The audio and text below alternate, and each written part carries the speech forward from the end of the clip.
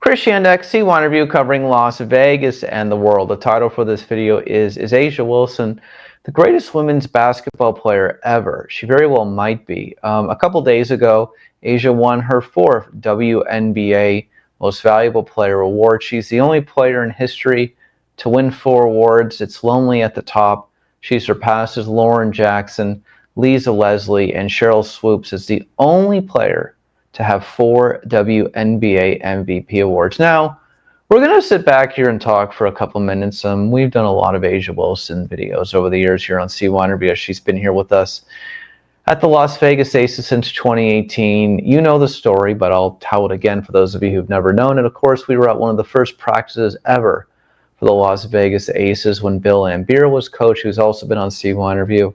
The Aces had not played a game yet. They were a brand new franchise. No one was really giving them the attention yet in Las Vegas that would come to what it is today, of course, playing at the Mandalay Bay Arena, Ultra Arena. And the reality of what it comes down to at the end of the day is that there I was with the first pick in the WNBA draft, interviewing A'ja Wilson one-on-one, C1 interviewing her, and just was a great, kind person. We had a lot of interesting things. We're going to play that conversation again here for you. But at that time, you know, any of you who really followed women's basketball would know that was just absolute greatness in the making. And she has lived up to every expectation while she's been here in Las Vegas with 2 WNBA championships already, Olympic gold medals, national championship for South Carolina, of course, before she got here. It has been a wonderful, wonderful, wonderful 7 years with A'ja Wilson here in the entertainment capital of the world. And the reason I bring all this stuff up is because at the end of the day, you know, you want to win and you want winners, right? So getting back to the question, is A'ja Wilson the greatest women's basketball player ever? You know, I haven't even mentioned, of course, all of the endorsement deals, the shoe deals, the chip deals. You know, she's basically been, in my opinion, one of the faces of women's basketball. Obviously, there's the Women of the Year acknowledgement from Time Magazine. There are so many accomplishments that one could sit here for hours talking about A'ja Wilson's greatness. Now, the reason we're having this conversation tonight is because the greatest women's basketball player, arguably, is right here in Las Vegas, right? And we have spent so much time, I believe, in society focusing so much in recent years more on who gets the most social media attention, who gets the most clicks, who gets the most, who says the most controversial things, right? And freedom of speech, always accepted and understood. But here's my point in this regard. Why don't we just focus on, in this area at least, the people who are actually winning, the people who win those MVP awards, and the people who actually win championships, right? The reality of what it comes down to is that Angel Reese and Caitlin Clark may have their moment one day, but they haven't had it yet. 2 WNBA seasons. The Fever currently playing the Aces, obviously, in the playoffs, and we'll see what happens with that. But the reality is that A'ja Wilson has a chance to win her 3rd WNBA championship. So the final point of this video is the following. If A'ja were to win, in my opinion, 3 more WNBA championships, she is the greatest overall women's basketball player ever. It doesn't mean that individually she already isn't the most and the greatest women's basketball player. I believe that she is. You know, if you go to the Aces games, they introduce her as the greatest player ever, the greatest. You know, she is on that Michael Jordan, or need I say Wilt Chamberlain level of greatness. And, you know, in the middle of the year, the Aces were 500 and, you know, ended up winning, I believe it was 12 games, 14 games to end the regular season. They went on a tear at the end of the regular season and, you know, went from being a 500 team and in the 6th, 7th spot in the WNBA playoffs up to the number 2 seed.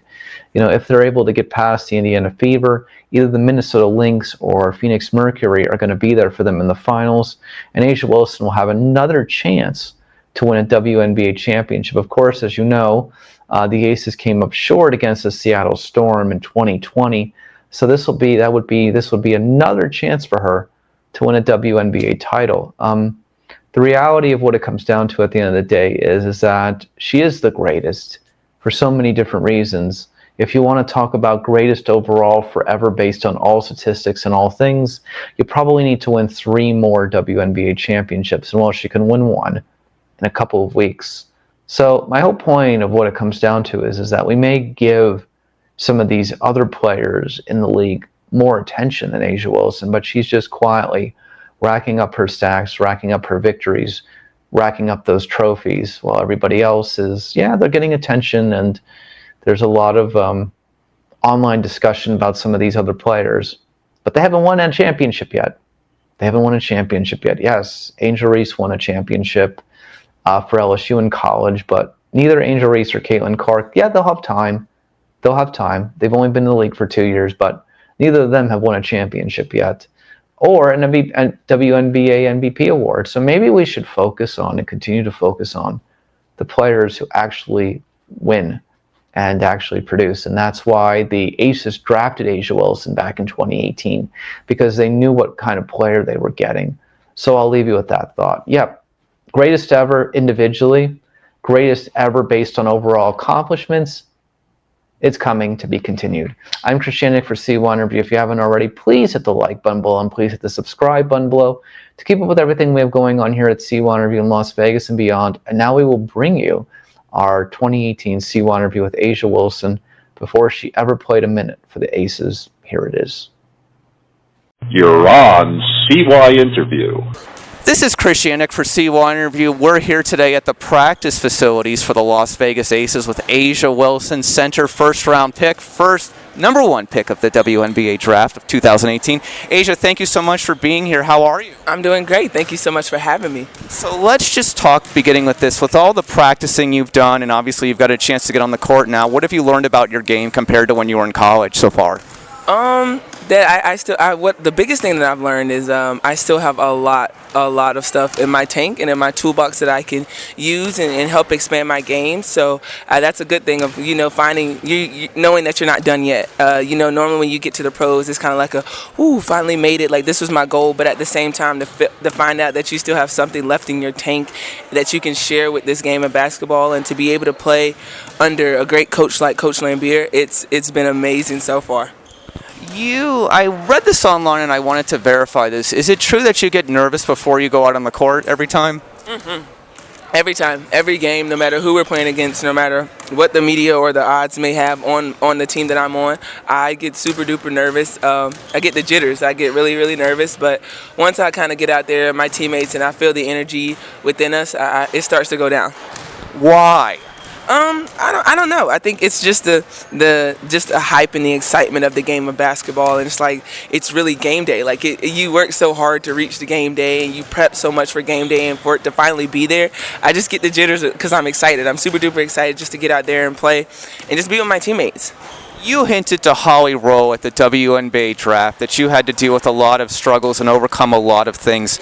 Does that connect to the nervousness at all, or are they just completely different things? I think they're completely different things. When I look at just kind of the adversity that I faced with the teams that I was on, and just within myself and how hard I am on myself, I really kind of look at it as a blessing. Like I really made it this far. I made it out of something that in that moment, I probably didn't imagine me getting out of it. But I think it's completely different from when my nerves of just a game of basketball. Because basically you went to South Carolina, and South Carolina did not have a basketball history of being a national champion, so you took a chance. Yeah, I did. I took a huge chance at the age of 16. I mean, I really trusted Coach Staley and her program and what she stood for, and I kind of went out with a leap and got really, really lucky and blessed to have the opportunity to bring something back to my home state that, is never really on the map like that. So now, South Carolina is a powerhouse of the SEC.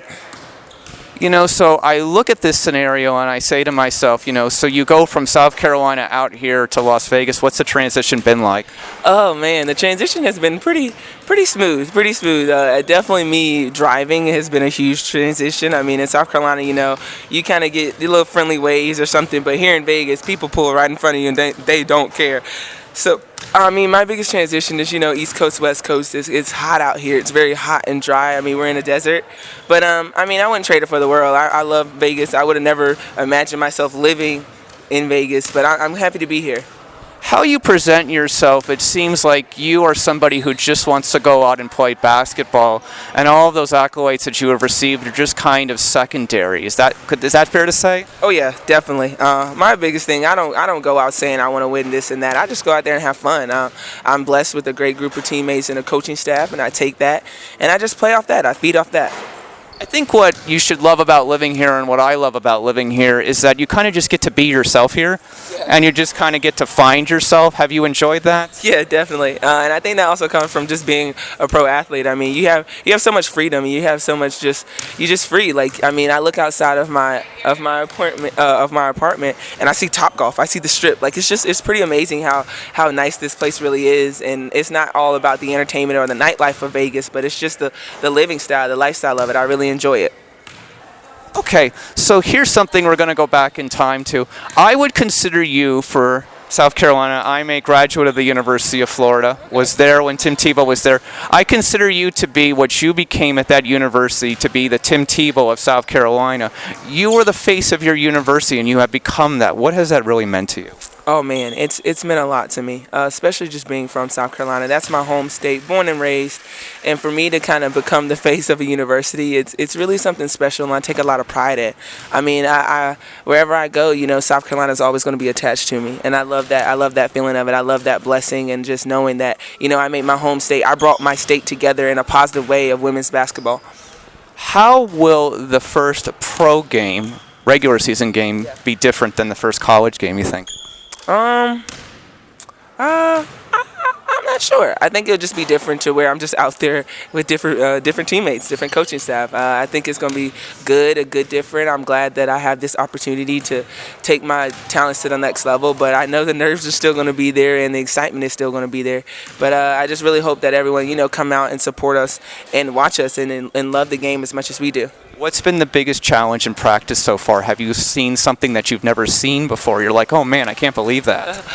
No, not really. I think my biggest challenge is, you know, the pace of it. It's not necessarily the pace of up and down, but the pace of the information that you have to pick up, because we have our season's 3 months long, and we play probably every single week. So it's a shorter period of time that we have to get through.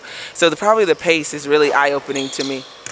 What I've learned in life is that you're never going to be able to please everyone. So my best advice to you is just seek out people who give you a positive influence. I think that's most important, because you probably see all the headlines, you see all the tweets, and you just kind of think to yourself, you know, really, is this my life? But the most important thing is just to find the people who make you feel good, and all you can do is give your best effort. Yes, very true. Definitely. That is something that I really live by. I mean, you don't want to be necessarily just a great player, but you want to be a great person, and you surround yourself with great people, and that's something that I really do in my life. So is Blake Griffin your dream pickup game opponent? Is there somebody else? Who would you want to play against on the court if you had a choice?